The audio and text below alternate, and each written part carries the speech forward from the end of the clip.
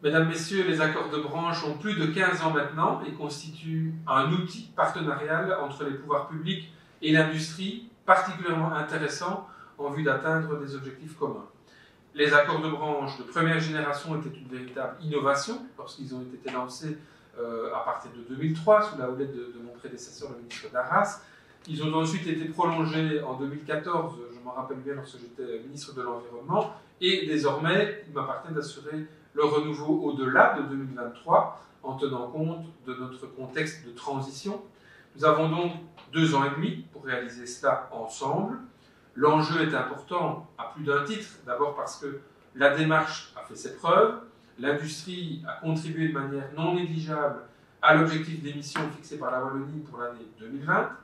Ensuite, parce que la Wallonie, la Belgique et plus récemment l'Europe ont établi des objectifs particulièrement ambitieux aux horizons 2030 et 2050. Dans ce contexte, il est donc essentiel de donner une nouvelle impulsion à cet outil.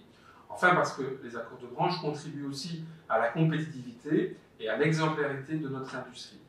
Cependant, avant de pouvoir aller vers une nouvelle génération d'accords, il est important de pouvoir évaluer de manière sereine et constructive la période qui se termine. La prolongation jusqu'en 2023 des accords de seconde génération nous permet de mener cette discussion constructive et je me réjouis de l'intérêt de chacun de la démarche. Je vous en remercie aussi. Les retours d'expérience pourront nous aider à construire un nouveau modèle adapté à la nécessité de transition et malheureusement aussi au contexte de crise et qui devra permettre de dépasser les seuls aspects énergétiques et climatiques. Cette étape d'évaluation est donc indispensable à la construction d'un nouvel élan dont je souhaite l'élargissement.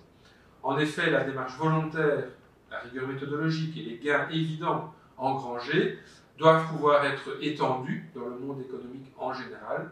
Cette généralisation devra immanquablement tenir compte du type d'acheteur, de sa capacité à gérer directement son implication dans l'action, de son métier, de son impact climatique et énergétique, de son interaction et de ses liens directs avec d'autres entreprises.